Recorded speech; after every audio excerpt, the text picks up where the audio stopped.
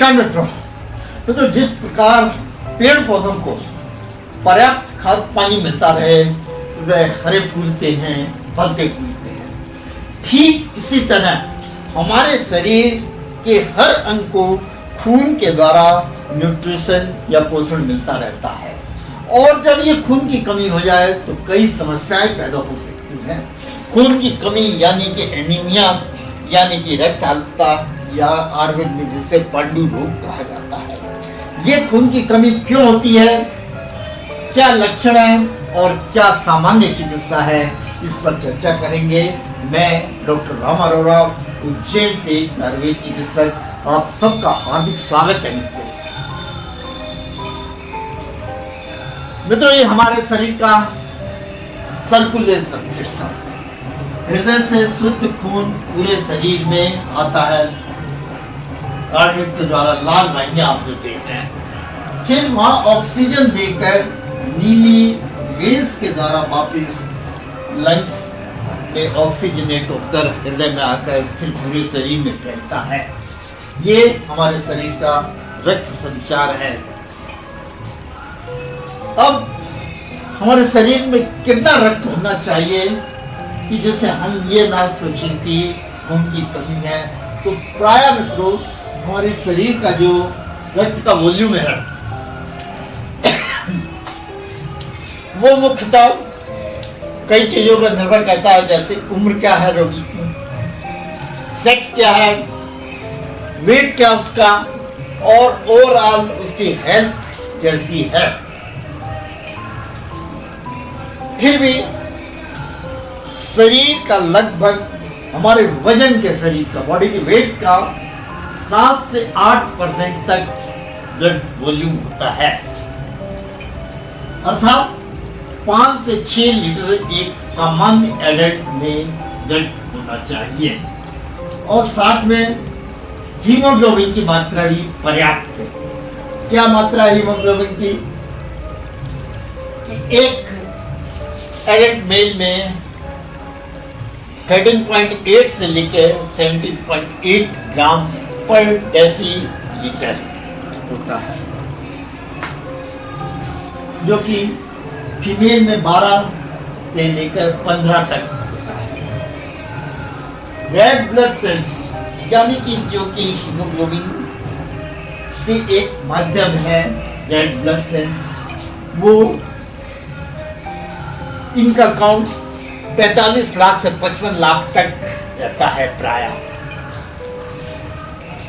अब खून की कमी हो जाए तो क्या लक्षणों में कैसे कहेंगे कि इस व्यक्ति को खून की कमी हो सकती है?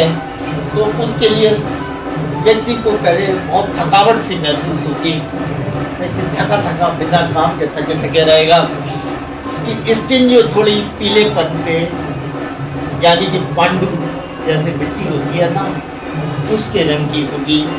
और आंखें का ये नीचे का स्क्लेरा, कंजक्टिवा और ये स्क्लेरा थोड़े मटमैले रंग का होगा।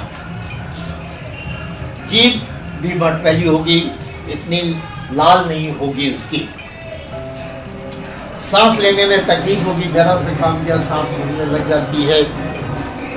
और सिर में भारीपन या चक्कर आना, बेहोशी होना आदि लक्षण भी हो सकते हैं। शरीर हाथ पैर ऐसा लगेगा कि जैसे ठंडे पड़ रहे हैं। सर दर्द भी हो सकता है।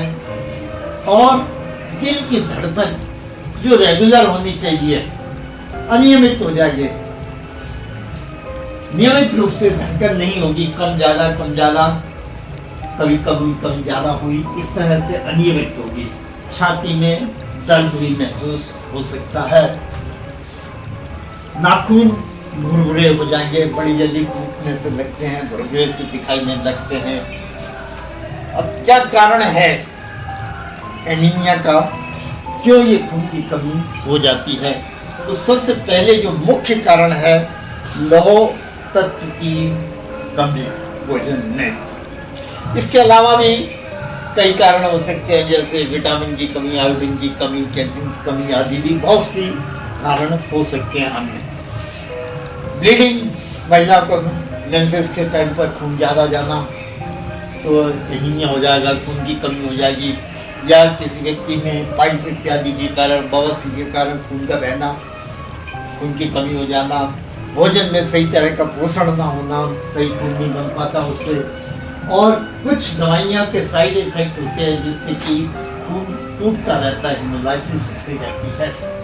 प्रेगनेंसी में ये खून की कमी प्राय हो जाती है, गर्भावस्था में, और कुछ पुरानी बीमारियां हैं, पुराना इन्फेक्शन है, हिमोलाइटिक डिजीज है, बीमारियां हैं जिसके कारण खून की कमी प्राय हो जाती है।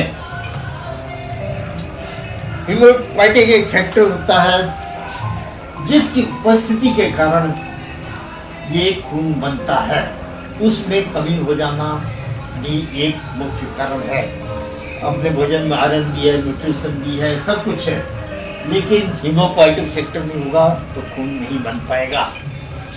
अब इसकी चिकित्सा क्या है, आयुर्वेद में किस तरह से मैनेजमेंट करें सरल सुरक्षित रूप से कि खून बनता रहे।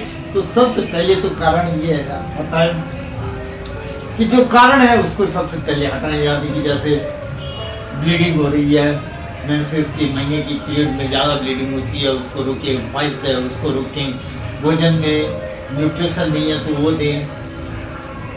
ये सबसे पहले कारण को दूर करें, और सामान्य रूप से ये आप अपनाएंगे तो निश्चित ही लाभ होगा आपको। टेंशन से बचे, खुलकर से सुबह से हम घूमने जाएं, गली गली चीज़ें का प्रयोग कम करें, भोजन में पर्याप्त न्यूट्रिशन पोषक तत्व होने चाहिए, मौसम के अनुसार फल फ्रूट खाएं, चने और गुड़ का सेवन अत्यधिक लाभदायक है, पालक एवं सुरंजान की फली रक्तवर्धक है। पालक घर में बनाते हैं, सुरंजान जिसे सहजने की फली बोला जाता है। घी कम मात्रा में खाएं, पर्याप्त मात्रा में सब्जियां, और शरीर पे सरसों तेल की मालिश करके हल्की धूप में थोड़ा बैठना, जिससे हड्डियां भी मजबूत होती हैं और खून भी बढ़ता है। पालक संजना जिसे कि सिगरू बोला जाता है, प्राय हर घर में इसकी सब्जी बनाई जाती है। और बहुत सी आयुर्वेदिक दवाइयाँ हैं जो कि खून को बढ़ाने के लिए अत्यंत उपयोगी हैं, जिन्हें कि आप अपने चिकित्सक से परामर्श के द्वारा ले सकते हैं। सामान्यतः यदि आप चाहें तो मंडूर भस्म आधा ग्राम और धात्री लो आधा ग्राम को लेकर दिन में 3 बार शहद के साथ लें, और लोहा असर या कुमारी असर 6 चम्मच भोजन के बाद पिए। फिर भी अपने चिकित्सक से अवश्य परामर्श लें कि खून की कमी क्यों हो रही है। तो इस प्रकार मित्रों, आयुर्वेदिक अमृत है, कृपया से पहले आजमाएं और फिर विश्वास करें। और हमारी हार्दिक शुभकामनाएं, आप हमेशा सुखी रहें, स्वस्थ रहें, प्रसन्न रहें। बहुत बहुत धन्यवाद मित्रों, नमस्कार।